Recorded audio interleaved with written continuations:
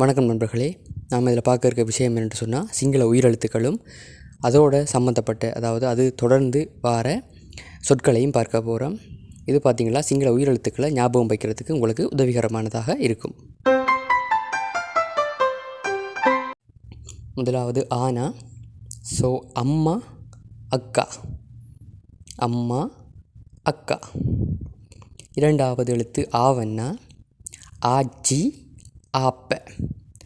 ஆச்சின்னு சொன்னால் பாட்டி, ஆப்பன்னு சொன்னால் அப்பம். மூன்றாவது எழுத்து அ. எச எத்தா. எச எத்தா. எசன்னு சொன்னால் கண், எத்தான்னு சொன்னால் யானை. நான்காவது எழுத்து ஏ. ஏத்த ஏனும. ஏத்த ஏனும. ஏத்தன்னு சொன்னால் தூரம், ஏனுமன்னு சொன்னால் கொட்டாவி. அடுத்த எழுத்து ஈனா. இதழ இடி. இதழை என்று சொன்னால் கூட்டுமாறு, விளக்குமாறுன்னு சொல்லுவாங்க. அதுதான் பார்த்திங்களா இருந்தால் இதழை. இடி என்று சொன்னால் மெழுகு. இடிண்டா மெழுகு. அடுத்த எழுத்து ஈயன்னா. ஈத்தலைய ஈயம். ஈத்தலை என்று சொன்னால் ஈட்டி, ஈயம் என்று சொன்னால் ஈயம் தான். இதில் உண்மையிலே நாம் எழுத்துக்கள் உச்சரிக்கும் போது அயன்ன, ஆயன்ன, ஏயன்ன, ஏயன்ன, இயன்ன, ஈயன்ன என்று சொல்லித்தான் சொல்லிக்கொண்டு போகணும்.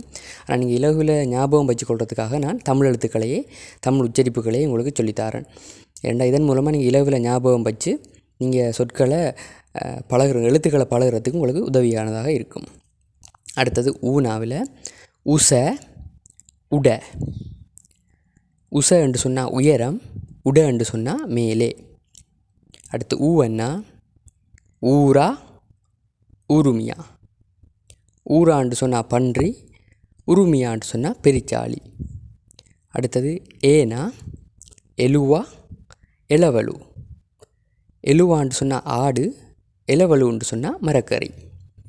அடுத்தது ஏன்னா. ஏவா ஏக்க.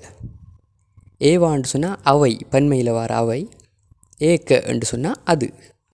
அடுத்து சொல்ல பார்ப்போம். ஓனா. ஒட்டுவா ஒருவ. ஒட்டுவா என்று சொன்னால் ஒட்டகம், ஒருவ என்று சொன்னால் படகு, போட்.